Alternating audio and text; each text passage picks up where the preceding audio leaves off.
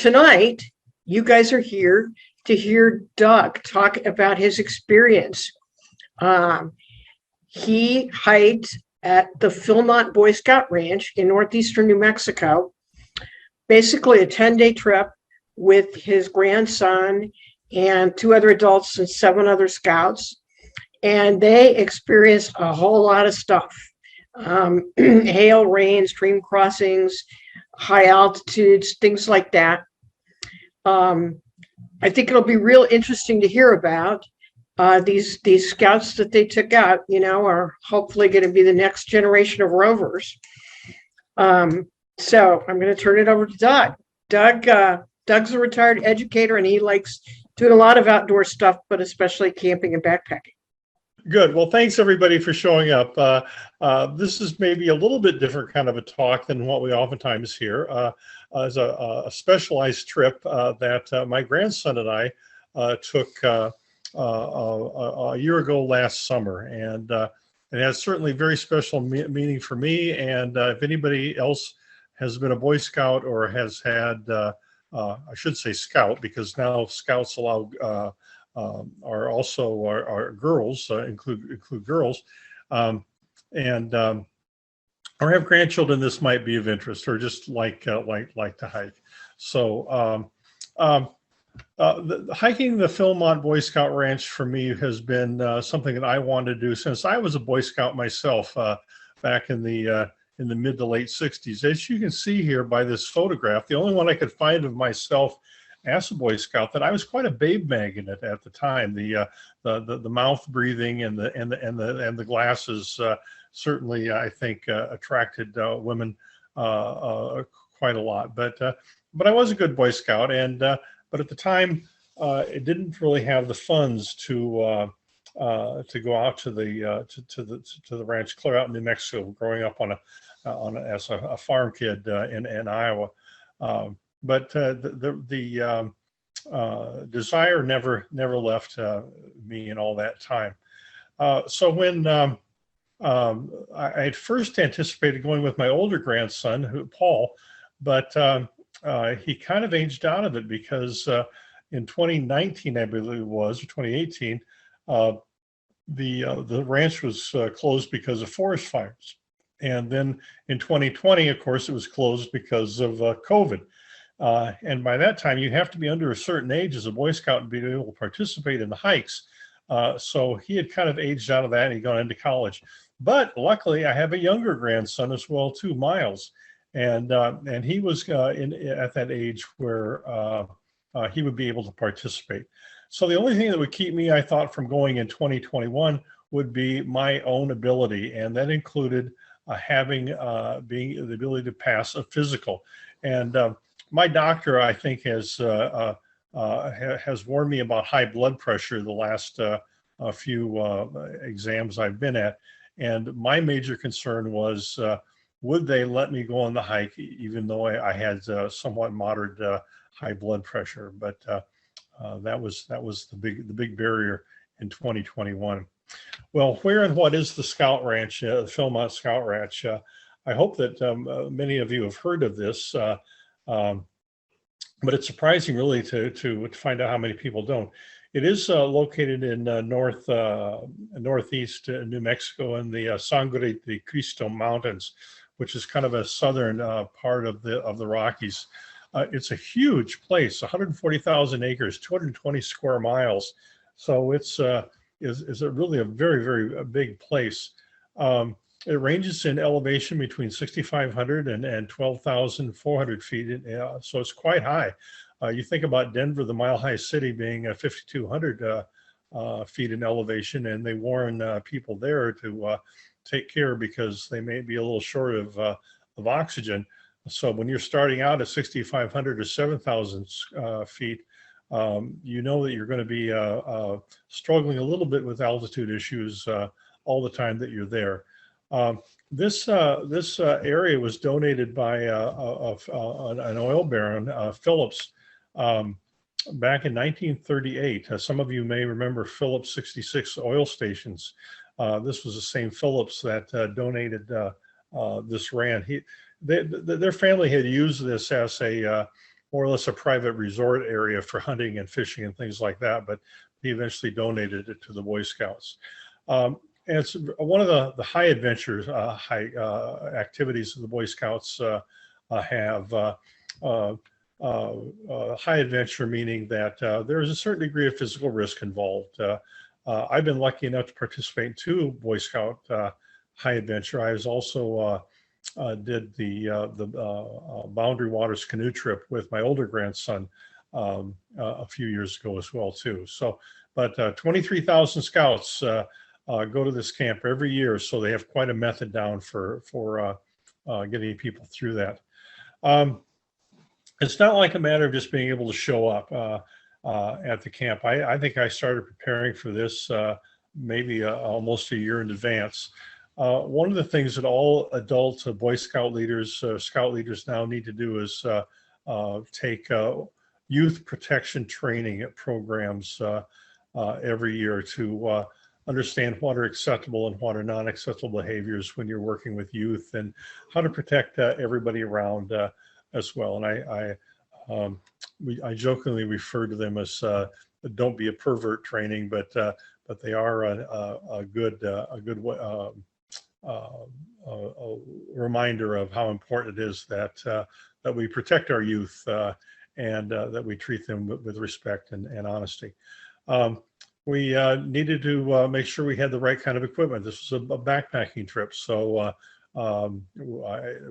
there's a list that the Scouts put out, and it was quite good, I thought. I only had to buy one new piece of equipment, and that was I bought a smaller single sleeping backpacking tent, which I had a backpacking tent, but I bought one that was a little bit lighter and a little bit smaller because the space of the campsites are kind of at a premium at times. Each of the troops, the teams that go hiking, need to have at least 2 adults that have CPR wilderness first aid training certification. So I took that as well too. That's really a 2-day course. I went down to a Boy Scout camp in southern Minnesota to take that, and it's quite comprehensive. Luckily, I didn't have to put those skills to use. We stayed pretty healthy the whole trip, but we did require, it was required that we had that training. Again, I had to have a physical. They're quite an extensive physical. My physician questioned whether I should do this or not because of high blood pressure, but eventually I got going on that. She signed off on that. But the key that made me anxious about the physical was that the day before you leave on your hike, you also get another physical. They're at the Boy Scout camp, and if you don't pass that physical, you stay behind. So it gave me something to worry about the entire spring as well. And finally, the preparation that I found probably that I needed the most was just to do some good training. I started early in the spring. This hike was in July, but I started in the spring carrying a backpack and added 5 to 10 pounds of weight every month or so. So I was training with about a 30-pound backpack. You know, for a nearly 70-year-old man, to keep up with 14-year-olds, you needed to do a little bit of preparation. You couldn't just step off the out and get going. So, and I'm glad I did that. Again, if anybody has any questions or anything, please unmute yourselves, just jump in. I'm just going to rattle on if I don't hear any questions, or I can take questions at the end. There are tons of different itineraries that the Scouts can choose from.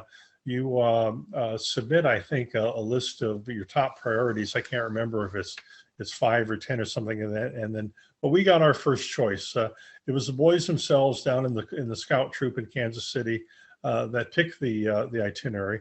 We chose one that was maybe not quite as many miles, but had more activities to it. And I'll explain some of the activities we had. But we still did 54 miles. That was the recorded length, but we got it lost a couple of times. And we had to go back and forth between our camps and the state. So I'm sure we wound up doing over 60. there were three of us adults, ages 53 to 6 and 11 twelfths. I was almost 69 by the time. I'm the oldest one. And again, the trek was chosen by the boys.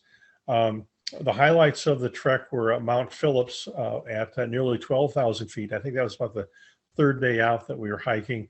The Tooth of Time the day before was at around 9,000 feet. You'll see some pictures of those.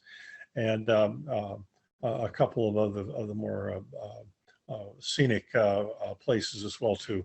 So again, you can, I think, hike the entire part of the park there, but we chose this more or less southern route that you can see on the map.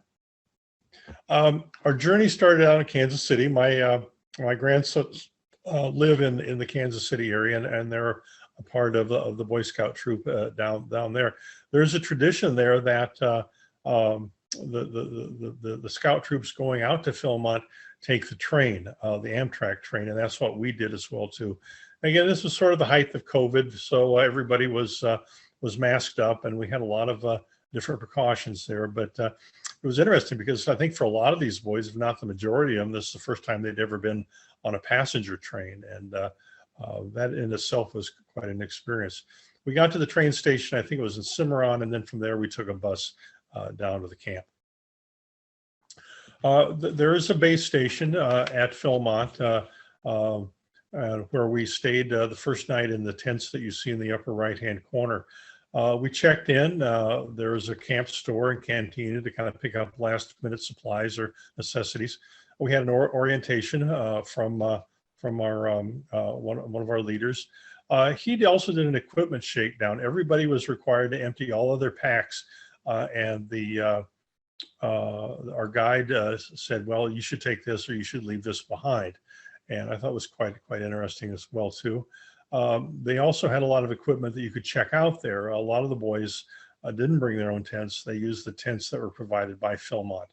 And this is where you had the final medical check as well too.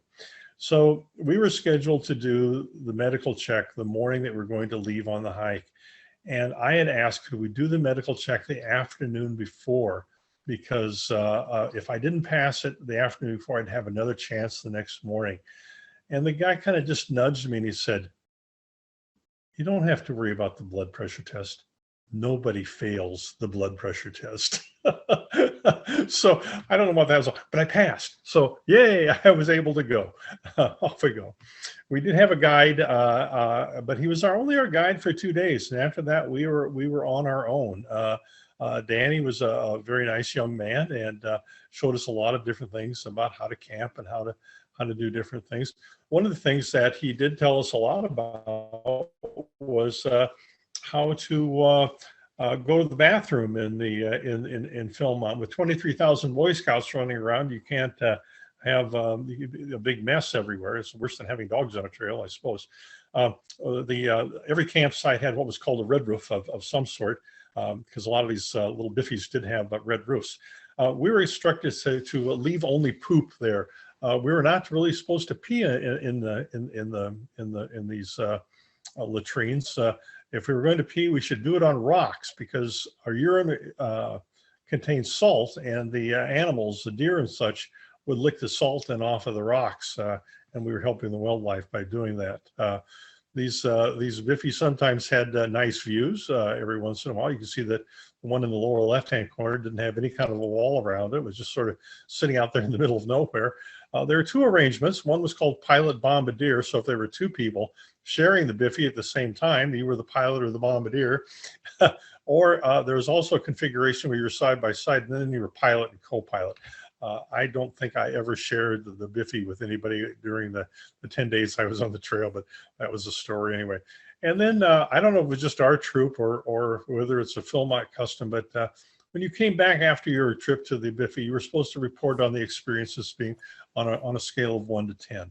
So there you go. That's the Boy Scouts for you. Hey, Doug. Yeah. Yeah, just a quick question. What part of the summer did you get to go to Philmont? Was it June, July, or August? We did it early July, the first 2 weeks of July. Okay. You came during the monsoon season. What's that? You came during the monsoon season. Oh, was that the monsoon season? Well, we'll talk. July is the rainy season. Yeah, we'll talk about the weather here in a little bit. Yeah. Well, we did hike just about every day. I think we had maybe 1 day or 2 days a layover, but I think it was just one. The hikes themselves every day were led by the boys themselves. This is an experience to build leadership and capacity in kids. It's not for the adults to lead. The adults were really simply there to advise and support these boys. And I think we did a good job with our trek and asking the boys to take a leadership responsibility.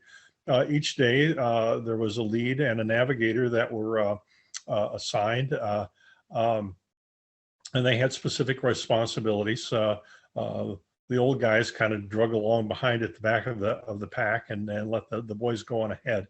There's lots of elevation changes through the mountains and things like that. We hiked anywhere from 4 to 8 miles. And again, for anybody who's done any backpacking, mileage isn't necessarily the indicator of difficulty or effort that one needs to do. If you have a lot of elevation change, a 4-mile hike can be a heck of a hike. We didn't really have any easy days. We did have 1 day off, but we had other things we had to do on that day. And during the hike, since we had a number of kids, did various ages and different capacities, anybody could ask for rest. And it was honored, and with nobody putting anybody else down. So when we got into kind of the steep elevation changes, we would start kind of a pattern where we'd walk 100 steps and then take a 1.5 minute break, or we'd walk 200 steps and take a 3-minute break and things like that. And so we got into kind of a pattern for that. And one of the things, and why I gave it this title that I really liked, was that at the end of the little breaks, the leader would ask, is anybody not ready? And I thought, what a really intelligent way of resuming a hike. Instead of saying, is everybody ready? And everybody going, yeah. By saying, is anybody not ready? You're actually finding out if there's somebody who needs more time.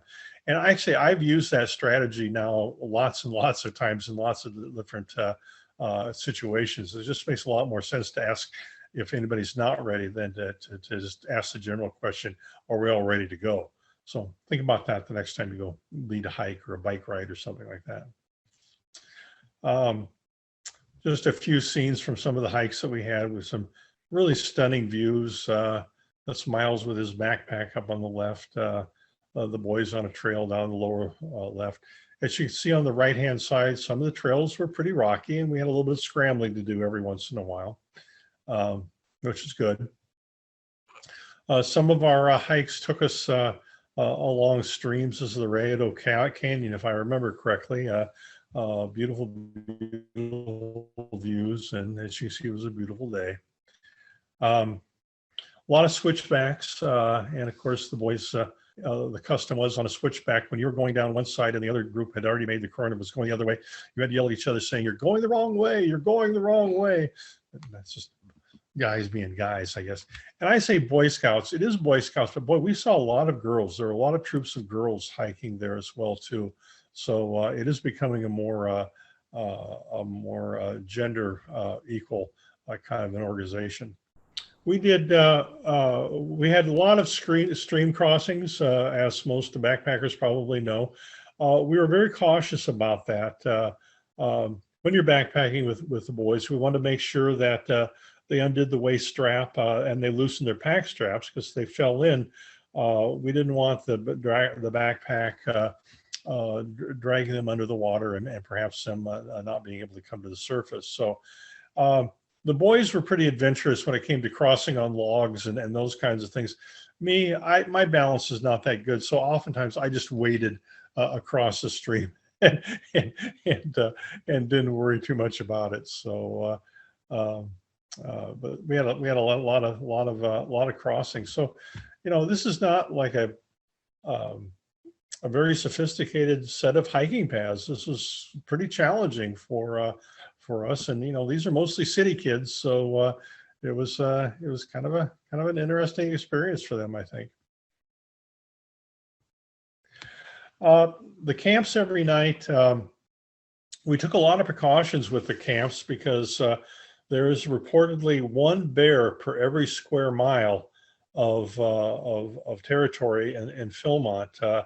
the last bear attack apparently was a kid who went to sleep with flavored chapstick in his pocket in his sleeping bag, and the bear claw actually went through the side of the tent, through the sleeping bag, and through the kid's pants, and scratched his thigh in order to get to that flavored chapstick. So we did not see bears. We saw a lot of bear scat, but we did not see any bears while we were there. But other scouts that we talked to did see some bears. But we created what was called the bear triangle, and the bear triangle meant that you kept your bags that contained your food and your smellables in one area. You did your cooking in another area, and you made sure that your sleeping spaces, your tents and so forth, were in yet another area. So, and we were asked to make sure that we wore different clothes to bed, to sleep in at night, than we did during the day, in case there were food odors and things like that that would have clung to our daytime hiking clothes. The campsites were either staffed. We had 5 staffed campsites, and we had 4 unstaffed campsites. So one of the campsites was kind of interesting. We stayed in this sort of this lean-to that you see in the upper left-hand side. Actually, that was the coldest night I spent on the dang trail. It was a terrible. We had a terrible sleet storm that night, and the wind was cold, and I had a hard time getting to sleep that night. Well, you see the other campsites down here. We usually set up some kind of a tarp in case we had weather to eat or cook under if we needed to. You see the boys shared tents down there, and so this is sort of the camps. Me, I was the odd man out. Everybody else shared tents but me, and I bought this little one-person tent from LL Bean before I left. I was very concerned about the width and the length. I'm 6 foot 3 inches tall, so I usually get a 2-person tent so I can stretch out diagonally. Actually, this tent was just fine when it was width and length, but I couldn't sit up in the dang thing. It was very difficult to get dressed because I couldn't sit up, but it worked. Whatever. The manned sites like this were had full-time staff employees. Oftentimes we would resupply there for food. They would sometimes have coffee in the evenings for the adult leaders and things like that, and or they do some kind of programming or activity as well too. So these were considered the staffed camps as well. The food, well, what they tried to do, I think, was pack as many calories in as small and light a package as possible. So for our lunches and our breakfast, we ate a lot of energy bars and stuff like you see on the lower right-hand screen. But every 3 days or so, we get these packages and we divide them up, and a lot of crackers, a lot of cheese, that kind of stuff. But in the evenings, we'd have these freeze-dried meals, and everybody put all their freeze-dried meals together and cook them all in one big container, and people would then share out of that container in their bowls. So again, that was an assigned task for the boys. They took turns being the cooks or being the cleanup and things like that, which was pretty nice for the adults. Actually, it was sort of like having little servants there around. We did a lot of different activities, not just hiking. There were historic structures like the Phillips fishing cabins and hunting cabins and things like that. They did one site that had axe throwing and muzzle loading rifle shooting. We took a mine tour. They were going to try to mine the area until they found out they didn't really have any gold, and they gave it up. We did a conservation project, or were supposed to do a conservation project, but it turned out, interestingly enough, that the afternoon we were supposed to do it, all the people who coordinated that were actually off fighting a fire someplace. So we wound up getting kind of a long lecture, and that was the only conservation project that we wound up doing. There are a couple sites that did branding, and you can see the hat in the upper right-hand corner. They would the P and the backward S stands for Philmont Scouts.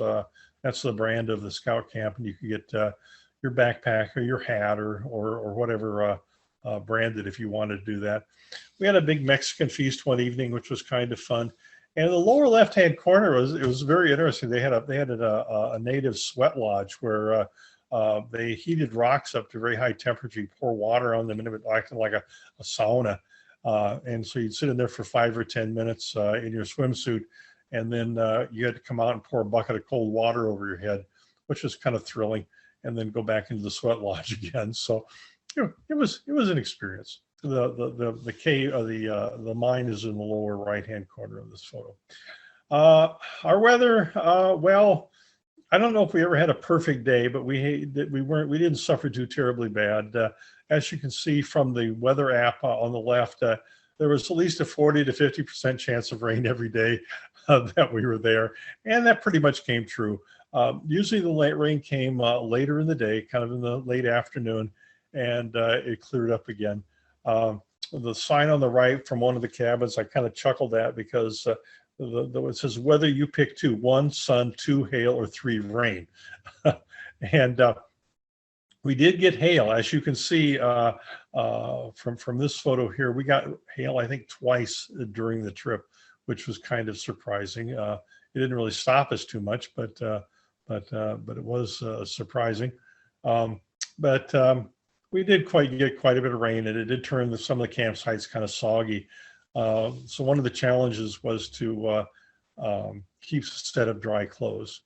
Oftentimes you'd see clouds in the morning, but by the later in the morning or in the early afternoon, it cleared out. It was really quite lovely for the hike, and then it would cloud up again later in the afternoon and things. So.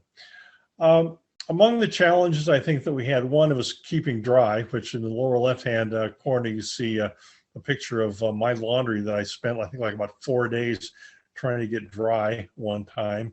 But we also had a couple of challenges. Mount Phillips at 11,623 feet. We conquered that and actually slept pretty much right at the summit about the 3rd night in. The Tooth of Time was at 9,000 feet, and that's the mountain that you see on the right-hand side. It has an interesting history. Tooth of Time, you can see why it's called the Tooth, but the Tooth of Time was because pioneers on the Santa Fe Trail knew that when they saw the Tooth of Time, they were only about 2 weeks away from Santa Fe. So that's how that got its name. And our minimum elevation, again, was about 7,000 feet. So for those of you who do hiking, you know that elevation can play a pretty big role in how easy things can be. But luckily we had very few problems. We had a few boys that had minor injuries and not injuries, but problems, but nothing that we couldn't that kept them from being able to participate and keep on hiking. We didn't have to send anybody home. And of course, mud. This is my shoe one day when after a day of hiking, kind of par for the course. The nice thing is that we all made it, all of the boys and all of the adults as well too. It's, I think, a pretty good accomplishment. I'm proud of Miles. I'm proud of the boys in his troop, and I'm proud of the adults that went as well too. We had our little bickering every once in a while, but nothing terribly serious, and we got along well. And the boys exhibited great courage and strength, and we had a very, very good experience, I thought. We did spend one last day there back at the Scout camp. We visited the Boy Scout Museum, which for me was quite interesting because, as you can see on the picture in the lower left, they had examples of Boy Scout equipment from ages past, and I could find what my pack and my tent and my canteen and my cook kit looked like from the 1960s in that. We did tour the Phillips mansion. The fellow who donated the ranch got quite a beautiful old mansion. And as you can see from the lower right, some of it's just sort of just whacked out. So I'll finish this up talking about a little bit about their traditions. And I loved some of the traditions that were part of the Scout camp. Every evening around the campfire, we did what was called Roses, Thorns, and Buds. And and that's when each one of the people in the group shared. Rose, what was the thing that you really liked about the day?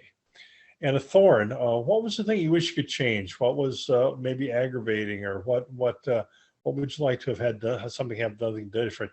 And buds, what is it you're looking forward to tomorrow? So each one of us was asked to sort of reflect a little bit about our day, and it's not a bad thing to do. I don't know with all this media anymore if kids really give themselves much of a chance to reflect, or adults for that matter. We did the Philmont Grace before every meal, and the Philmont Grace was fairly simple. At the bottom, I've got it written for food, for raiment, for life, for opportunity, for friendship and fellowship. We thank thee, O Lord. Amen. So just sort of a simple grace there. When we started each of our hikes, we would all shout "hike on," and the last one I thought was really goofy. We had a lot of that packaged food, and one of the things we tried to do was not create any micro trash. So when we opened a package, we tried to keep the strip of paper they tore off the top attached to the rest of the bag. But if it happened to be disconnected, then you had to stand up and say, "I'm a forest fairy," for some reason, and the rest of the troop would then chant, "We believe in forest fairies, and we believe in you." Where that came from, I have no idea, but it just cracked me up every time that the kids did it. So we all got our 50-miler badge. We all got a little badge that said that Boy Scouts are all about badges. We got our little emblem there that I can wear on my scout shirt now. And that's the end of my talk. I'll just close by saying this. I think that I'm a little sad because my grandsons now are sort of growing out of needing grandparents. They're upper high school, college age, and things like that. And I'm thinking, maybe the role of parents and grandparents isn't to always provide adventures, but to provide examples of adventures, so that the kids themselves, as when they become adults, will look for adventures of their own. So I certainly hope this was an example of an adventure for Miles.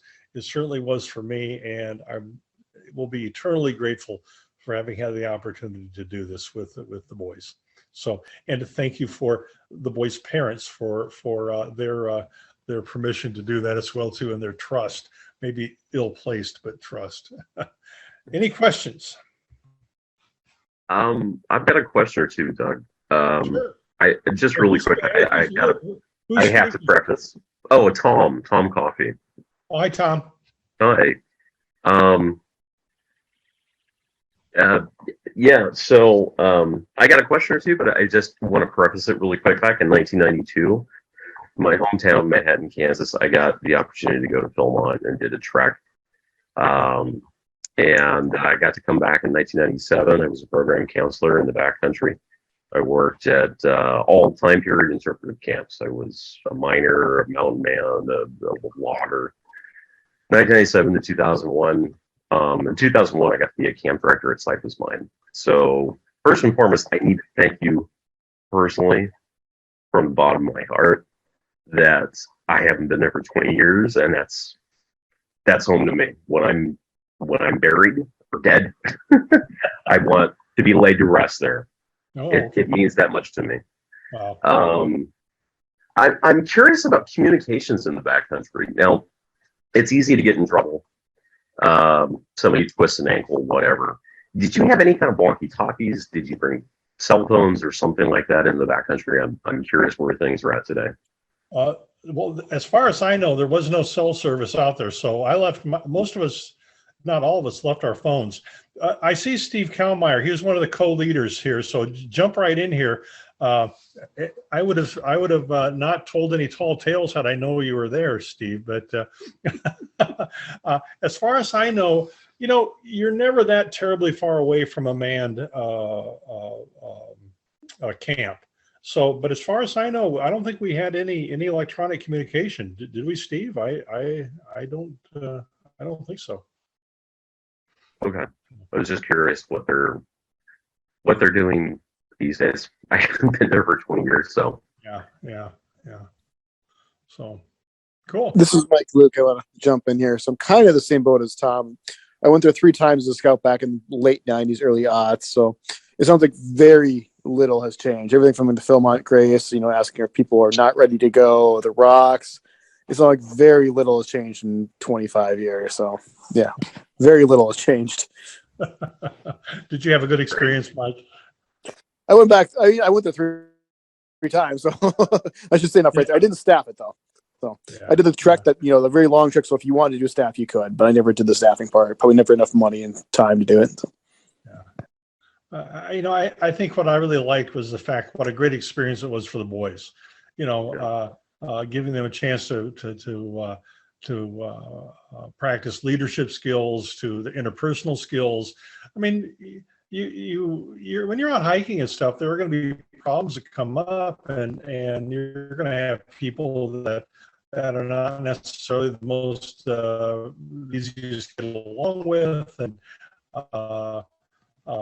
it's just that ability, I think, in real life to practice some of those skills that you're going to need later in life as well too. So very, very proud of the boys for what they did. Steve, you're unmuted now. Anything to add? No, I like your comment on communications. We always found ourselves no more than a day or day and a half away from a base camp. And so we tried not to rely on our cell phone technology.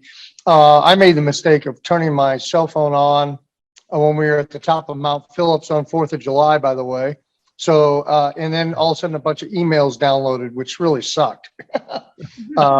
So we tried to, escape everything as much as we could, but I accidentally hit, got in touch. But I came in late, so I didn't hear a whole lot of your tall tales. So your tales are safe with me.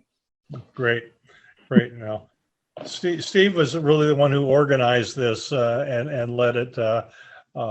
Just did an excellent job, and he's one of the real moving forces of Boy Scouts down in the Prairie Village area of Kansas City. So again, my thanks to Steve. He does a great job with the boys.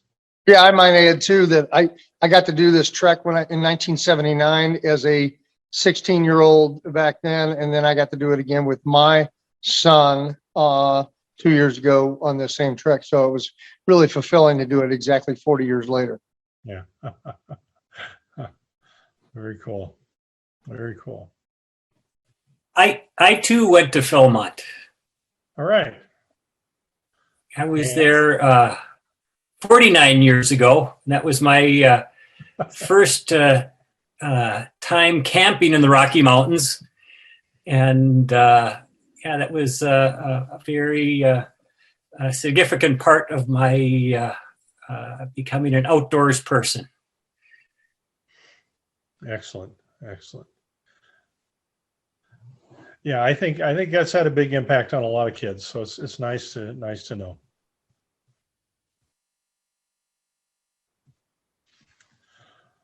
Well, thank you, everybody. I appreciate your attention. And I during the summer, I think you have to be a Boy Scout to actually go to Philmont. But I believe there are some activities for the general public in the spring and in the fall, if I'm not mistaken. So if you do have an interest in visiting, you might visit the website and see what's going on out there. So, and if you ever get a chance to go with your kids or your grandkids, go for it. Thank you. Thank you so much. Thank you so You're much. welcome. This was great, Doug. Thank you so much. Yeah, it was very interesting.